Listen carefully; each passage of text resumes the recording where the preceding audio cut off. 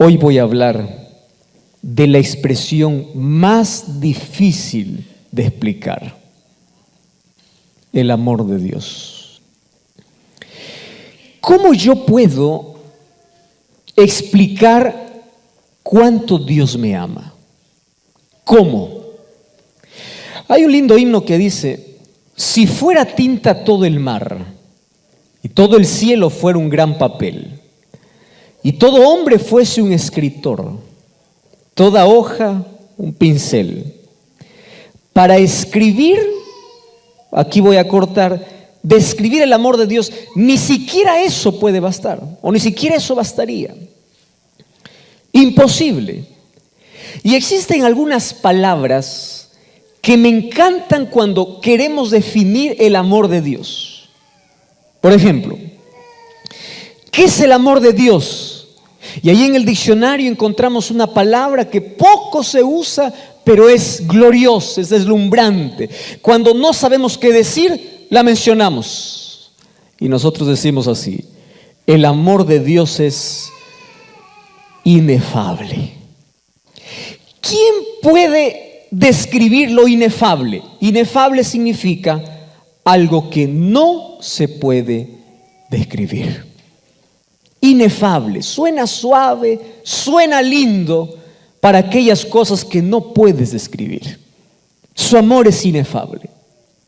Otra de las expresiones que aparece para poder describir el amor de Dios es que el amor de Dios es inmedible. Los seres humanos medimos amor porque somos egoístas, ¿o no es así? Yo te amo mientras tú me ames. ¿Crees que no es así? Te hago un ejemplo. Un joven está queriendo conquistar a una señorita. Él expresa su amor. ¿Cómo lo expresa? Chocolates, mensaje de texto, WhatsApp, imágenes, videos, serenatas. Yo no sé si todavía continúa haciéndose eso, porque cada vez está más moderno y cada vez es más digital, ¿verdad? Ya no necesitas charros para una serenata, ahora una serenata virtual. Yo no sé si es lo mismo, pero por allí va. Antes habían diversos modos de poder expresar el amor. Empiezan, ¿verdad? Los regalos, corazones, peluches. Bueno, ustedes saben todo el asunto. Hasta que se declara su amor. Y si la otra persona le dice no, se acabó. Se acaban los chocolates, se acaban los peluches, se acabó todo. Y antes tú puedes decir yo te amo, y hoy puedes decir yo no quiero ni verte. Porque nuestro amor es egoísta. Y nuestro amor se mide, ¿verdad? Incluso la música secular está lleno de aquel amor barato, de aquel amor con fecha de vencimiento, de aquel amor que causa heridas, de aquel amor que hiere, de aquel amor que decepciona. ¿Qué tipo de amor es el que hoy se proclama? El tipo de amor que hoy se proclama es un amor de hoy te amo, solo por hoy, ¿verdad? Mañana no sé, va a depender de ti. Haces algo, te odio. Tú viste que las canciones hoy dicen te amo, mañana dicen te odio. Y hoy hemos aprendido a usar todo descartable, incluso hacer hasta de nuestro amor algo descartable, hasta del matrimonio algo descartable. Cada vez todo es descartable, ¿verdad? En el sentido de que dura menos. Está hecho para usarse en corto tiempo. Por ejemplo, los televisores, las computadoras, todos los artefactos tienen un periodo de vida descartable. Ahora te funciona, mañana ya no. Entonces tú te vas, compras, lo usas y lo botas. Antes las cosas estaban diseñadas para durar toda la vida. Hoy los focos de luz están diseñados para alumbrar solo una cierta cantidad de horas. Descartable. Tenemos platos descartables, cucharas descartables, vasos descartables, pañales descartables. Aquellos que son un poquito más de la época anterior tenían que lavar pañales, ¿verdad? Ahora ya no se conoce. ¿Quién lava pañales? Existen pañales descartables. Lo peligroso de todo es que hemos hecho también una vida descartable. Y hasta los matrimonios hoy también tienden a ser descartables. ¿En qué sentido? Yo te tomo, te uso, no me gustas, te boto. Descartable.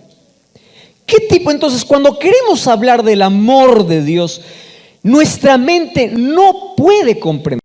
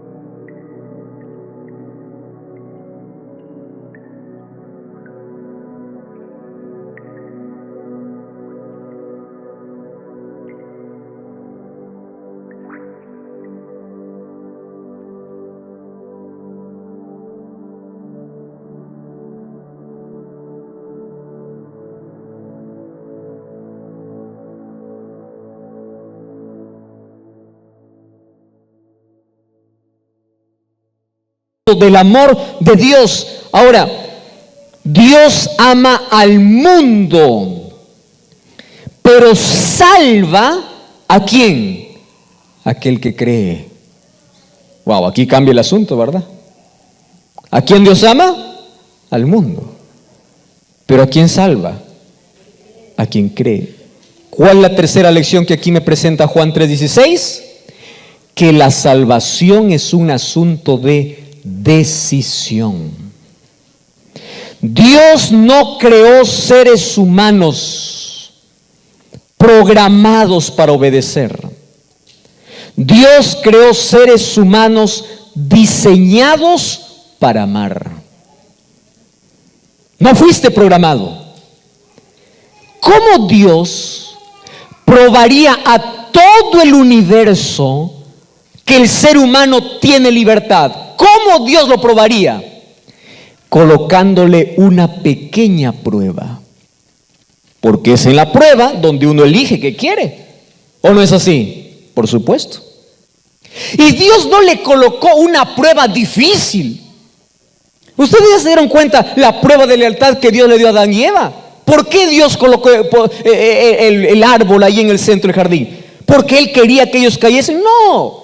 Dios lo colocó porque era la única manera como sus criaturas podían elegir libremente. Era la prueba ante el universo que los seres humanos fuimos creados libres para elegir.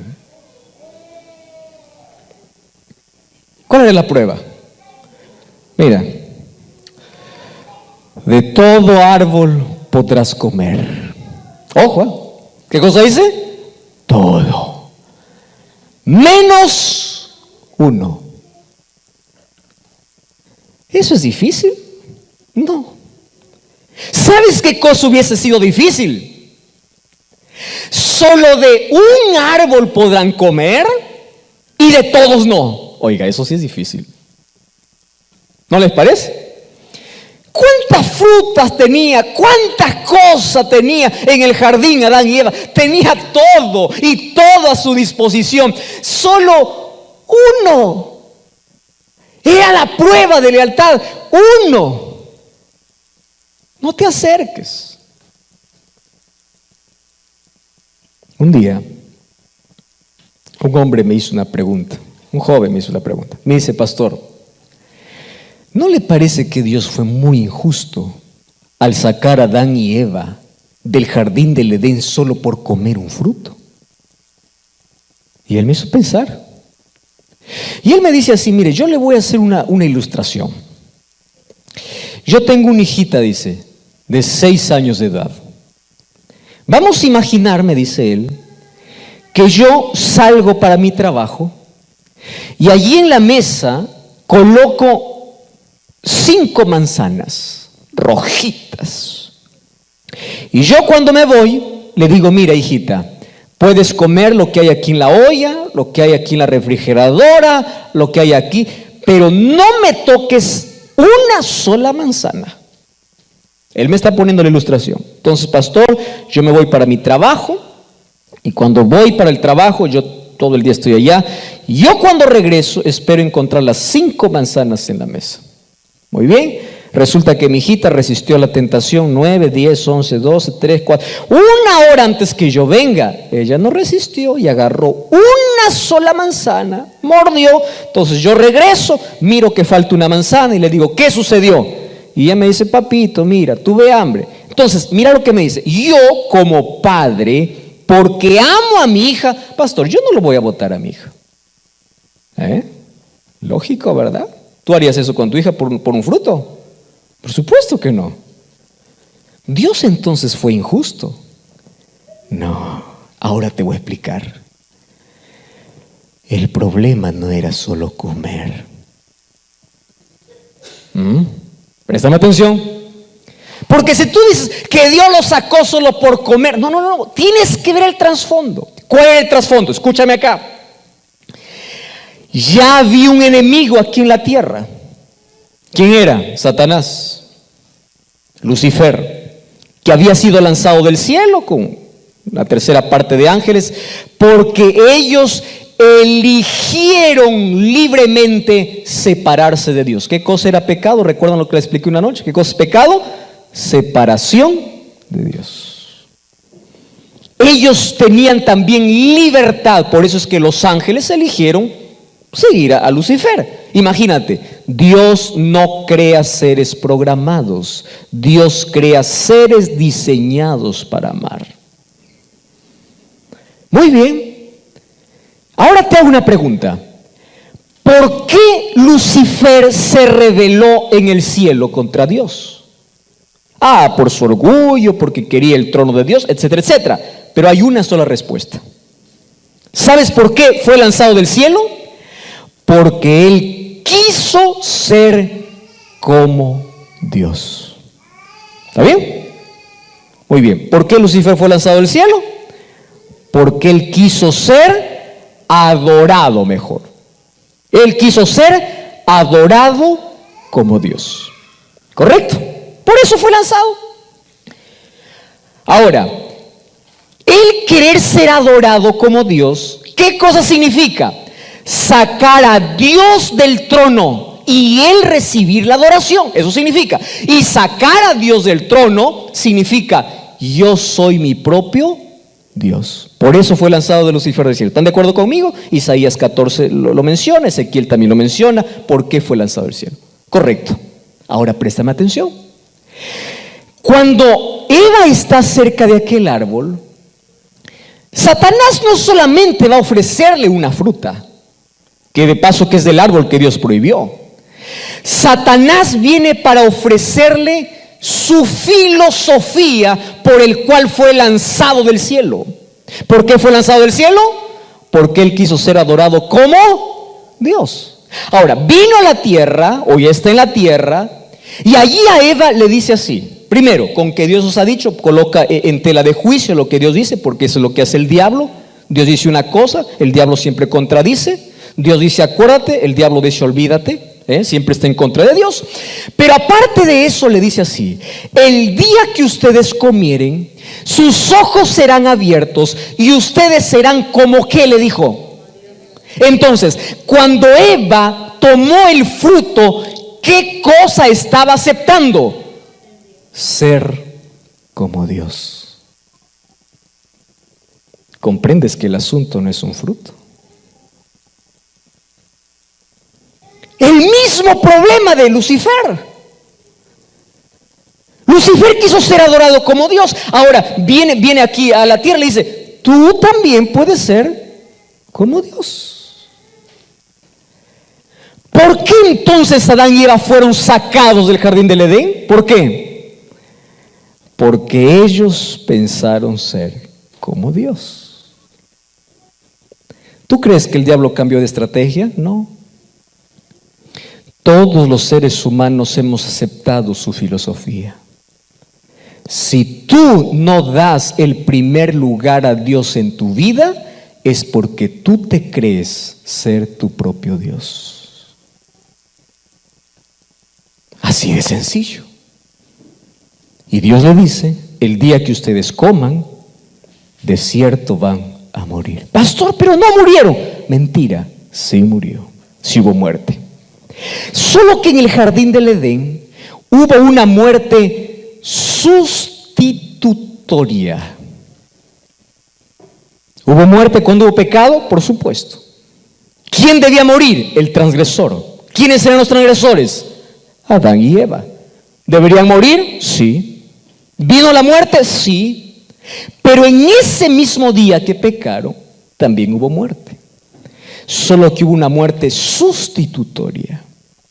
Porque cuando ellos se escondieron y se vistieron de hojas de higuera, y Dios los llamó, y ellos estaban vestidos de hojas de higuera, Dios los vistió ahora de pieles de cordero. ¿Sabes qué significa eso? Que por primera vez ellos vieron morir a alguien en su lugar.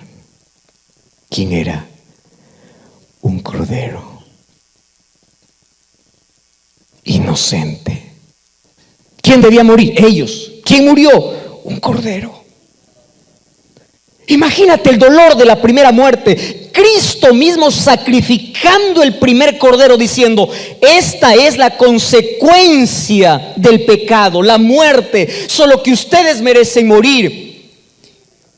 Y yo sabía que en algún momento ustedes iban a fallar. Por eso es que en la eternidad, antes de que en el cielo o antes de que en la tierra se diga haya luz, Dios dijo haya cruz. Porque si Adán y Eva pecaron, Él ya tenía un plan para poder salvarlos. Y era la cruz de Cristo. ¿Qué cosa es la cruz de Cristo? Muerte sustitutoria. Tú deberías estar allí, mas Él tomó tu lugar. Cordero. Y nosotros vemos que a partir de Génesis 4 o Génesis 3 aparece la muerte de corderos. Abel ofreció como ofrenda, ¿qué cosa? Cordero. Porque ese cordero que murió en lugar de Adán y Eva, ¿a quién representaba? A Jesús. Por eso Juan 1:29, cuando Juan mira a Jesús, ¿qué cosa dice? He aquí el Cordero de Dios que quita el pecado del mundo. Aparece la historia de Abraham. Un día Dios le dice a Abraham: sacrifícame a tu hijo si realmente me amas. Y allí él llevó para Isaac, allí al monte Moria. Y cuando estaba por sacrificar a su hijo en fe, en obediencia a Dios, él estaba levantando el cuchillo. Dios le detuvo y le dice: ya sé que me amas, ya sé que quieres hacer sacrificio, pero tu hijo no morirá, porque detrás, ¿qué cosa hay? Un cordero. ¿Quién tenía que morir? Isaac. ¿Quién murió en su lugar? Un cordero. ¿Quién era ese cordero? Jesús. Y un día aparece allí la historia de Dios guiando a su pueblo durante 40 años en el desierto. Y durante todos esos años, según Éxodo capítulo 25, le dice: hagan un santuario. ¿Para qué? Porque allí va a estar la presencia de Dios. ¿Y qué se hacía en el santuario? Sacrificios. ¿Qué cosa se sacrificaba? Todos los días. ¿Qué cosa sacrificaba? Corderos. Si yo pecaba, quiero que entienda la escena, tomaba el mejor cordero del corral, y entraba hasta el atrio, que era el lugar antes de poder ingresar al santuario, que tenía 2 compartimentos, lugar santo y lugar santísimo. El sacerdote me esperaba allí en el altar de sacrificio, se lavaba las manos, me colocaba alguna ropa porque yo lo iba a ensuciar. Y antes de que yo pueda matar al cordero, a ese corderito inocente, ¿sabes qué cosa hacía las personas? Colocaban su mano sobre la cabeza del cordero y en silencio confesaban sus pecados a Dios y pedían perdón por todos sus pecados. ¿Qué cosa estaba enseñando Dios a través de eso? Que el pecado del ser humano se transfería hacia un animal inocente. Y cuando después que él ha confesado sus pecados, colocando su mano sobre la cabeza del cordero, entonces el sacerdote le daba un cuchillo. Y yo mismo, como pecador, tenía que sacrificar, matar, asesinar a un cordero, porque ese cordero murió en mi lugar. Yo debería morir, pero Él murió inocente. En el calendario divino, esto es lo más asombroso, existía ya un día y una hora para la muerte de Cristo. ¿Sabían ustedes eso? Porque el sacrificio de Jesús en lugar del hombre estuvo planificado antes de la creación del hombre. Es decir, Dios te amó antes de que el mundo fuese creado, y Dios te amó antes de que tú nacieras.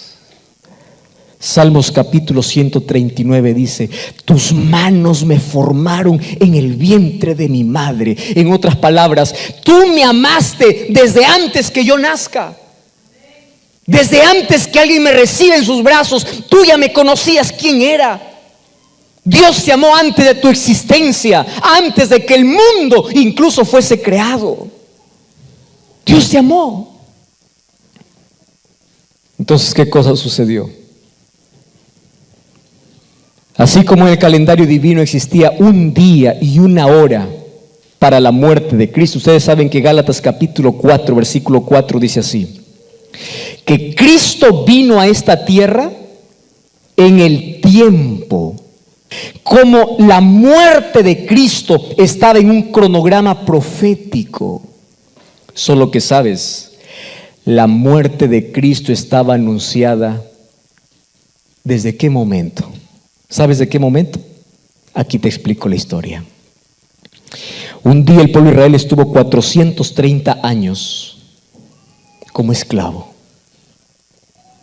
Y llegó el momento de liberar a ese pueblo, libertar de la esclavitud. Dios levantó un líder llamado Moisés. Y le dice, mira, después de haber 10 plagas allí para que Faraón pueda dejar al pueblo ir, Dios le dice al pueblo así: hoy va a ser la última. ¿Y cuál es la última? Todos ustedes van a matar un cordero. Aquellos que tienen un hijo en casa. Y cuando ustedes maten el cordero, coloquen la sangre del cordero en los postes de su casa. Y esta noche el ángel pasará mirando todas las casas, y aquella casa que no tenga la sangre del cordero, el ángel matará al hijo primogénito. Todos los israelitas mataron corderos, colocaron la sangre. ¿Qué cosa es fe? Obediencia. Obedecieron la orden de Dios y ningún primogénito allí murió. Solo que allí, esa noche de liberación, se conoce con un nombre que los judíos empezaron a practicarlo como una fiesta, porque Dios lo ordenó para que jamás olviden que un día fueron esclavos y que Dios lo libertó. ¿Sabes cómo se llamaba aquella fiesta de liberación? Se llamaba la fiesta de la Pascua. Pascua viene del término Peshá. ¿Sabes qué significa Peshá? Pasar por alto. Qué interesante aprender una palabra. Pascua, ¿de dónde viene? Peshá. Hoy día el mundo Pascua lo llama huevos, conejos, cualquier cosa que no tiene nada que ver con el verdadero significado. ¿Qué cosa es Pascua? Peshá, pasar por alto. ¿Qué significaba? El ángel pasaba por alto las casas que estaban pintadas con sangre. Muy bien. Pero a partir de allí, Dios les da una orden. ¿Y cuál era la orden? Préstame atención. La orden era que ellos tenían que recordar su liberación. Y Cristo o Dios estableció una fecha para la Pascua. ¿Sabes cuál era la fecha? Esto quiero que me entiendas. Aquí voy a subir para que todos me vean. En el día 10 de Nisan, ¿qué día dije? 10 de Nisan, tenían que separar un cordero. Voy a repetir esto, ¿En qué día tenían que separar? 10. En el día 14, ese cordero tenía que morir. ¿Qué día tenía que morir? 14. Y en el día 15, ese cordero muerto tenía que ser comido. Voy a hacer aquí un examen, ¿está bien? Eso está en la Biblia, y después ustedes pueden comprar todo eso. Esa fiesta era la fiesta ¿de qué? De la Pascua. ¿Qué consistía? Ellos ahí comían hierbas amargas, panes y levadura, recordando la liberación que Dios les había dado. Muy bien, ¿qué sucedía en el día 10? Se separaba el cordero. ¿Qué sucedía el día 14? Moría el cordero. ¿Qué sucedía el día 15? Era comido el cordero. ¿Lo aprendieron esa fecha? Muy bien. ¿De qué mes dije? Nisan. No se olviden de eso. Y durante todos los años, los israelitas, día 10 separar el cordero, día 14 matar, día 15 comer, y de ahí se contaba el primer día hasta los próximos 7 días. Eran fiestas sabáticas o de reposo, de descanso o de independencia, ¿correcto? Recordaban su liberación. Eran fiestas que ellos recordaban la manera como Dios los había sacado. Una vez más, ¿qué día se separaba el cordero? 10. ¿Qué día se mataba? 14. ¿Qué día se comía? 15. Muy bien. Jesús llegó. Escúcheme acá. Jesús llegó. Estuvo 3 años y medio aquí. Llamó a sus discípulos, hizo milagros, anunció el reino de los cielos. Y la Biblia dice, llegó el tiempo. A mí me encanta esa expresión. Y Jesús no subía a Jerusalén, dice, porque su tiempo no había llegado. Pero un día Él dijo, vamos para Jerusalén, porque sabía que su tiempo llegó. Aquí atención. Jesús entonces entra a Jerusalén montado en un burrito.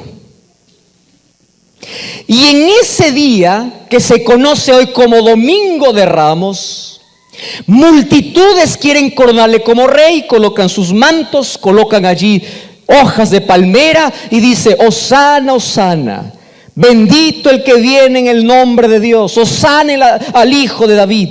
Jesús pasa allí para Jerusalén y después, porque él huye, porque lo quieren coronar como rey, llora por Jerusalén. ¿Qué día fue?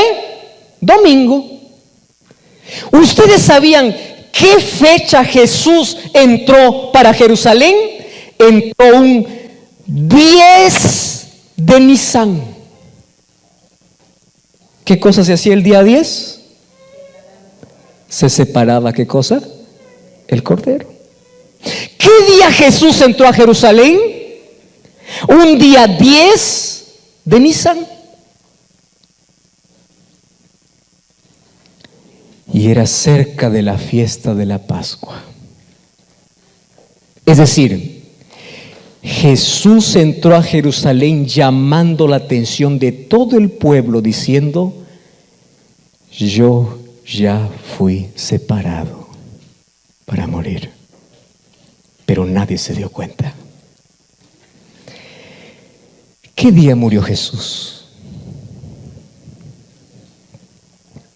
¿Qué día murió Jesús? Un viernes, ¿verdad? ¿A qué hora murió Jesús? ¿Ustedes saben a qué hora se sacrificaba el cordero? 3 de la tarde. 3 de la tarde. El día 10 fue separado. Y el día en que el cordero tenía que morir,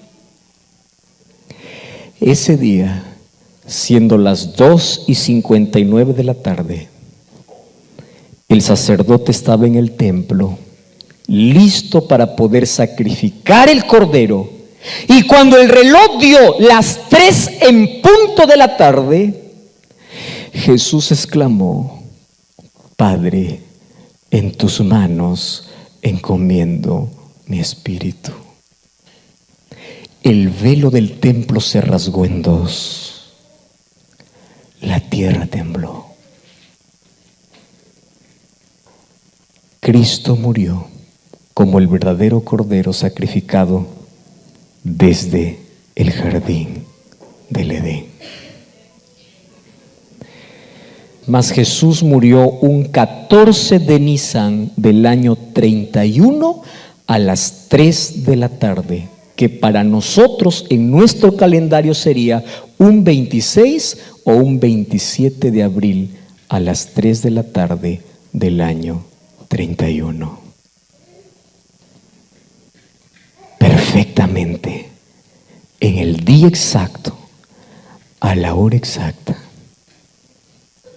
porque Él es el Cordero de Dios que quita el pecado del mundo. Y porque de tal manera amó Dios al mundo. Queridos, si Cristo murió de la peor manera como un ser humano puede morir.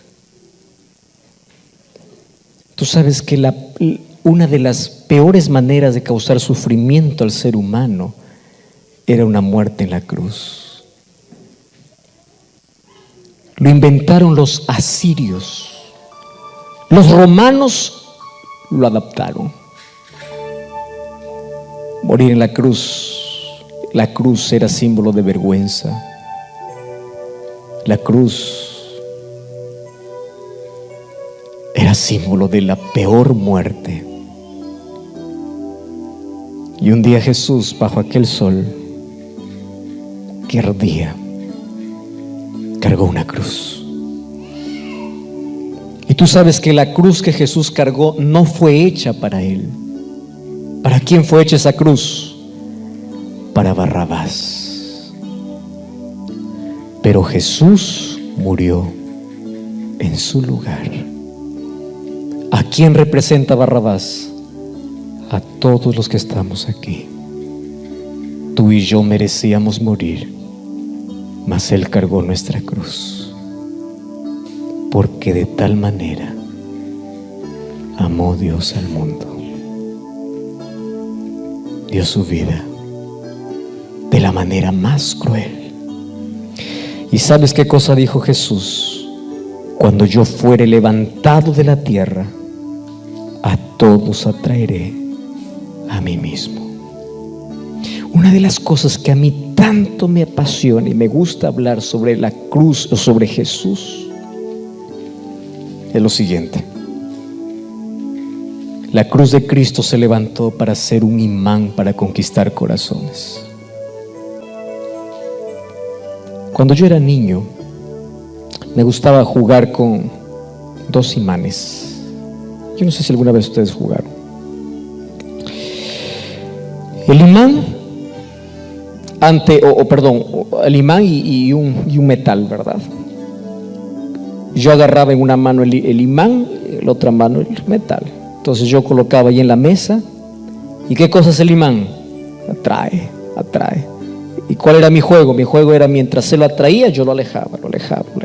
Y llegaba un momento en que yo allí colocaba mis dos manos, un objeto de metal y un imán, y yo jugaba así. A ver, la fuerza del imán me llevaba al metal, pero yo resistía, y el imán jalaba y yo resistía.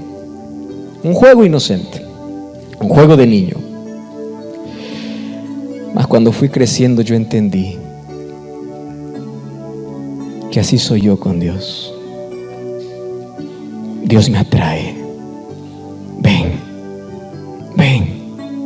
Desde el momento que naces te dice, ven. Yo hice todo por ti. Y cuando tú te sientes atraído, tú te alejas, tú resistes, tú te alejas. ¿Y cuál es la consecuencia? Dolor, muerte. Y si sigues jugando con ese imán, si no te dejas conquistar por el amor de Jesús, estás perdido para siempre. Querido, Cristo murió y Él es un imán dispuesto a conquistar tu corazón, pero jamás lo podrá hacer a menos que tú no le permitas. Mucho se habla sobre amor no correspondido, ¿verdad? ¿Qué es un amor no correspondido? Alguien dispuesto a dar todo y hacer de todo por amor, pero el otro no corresponde. ¿Tú sabes cuál es el amor no correspondido más grande del universo? Es el amor de Dios por el hombre. Dios entrega todo, pero tú no estás dispuesto a dar nada. Pero aún así Dios te sigue amando, porque de tal manera amó Dios al mundo. Hoy una vez más Cristo abre sus brazos para decir: yo vine aquí porque tú eres mi hijo y yo te salvé. Pero muchos dirán: yo no quiero nada contigo, vienes a arruinar mi vida. Jamás desprecies a tu Salvador, jamás. Déjate atraer por aquel imán poderoso que es Cristo abriendo los brazos en la cruz.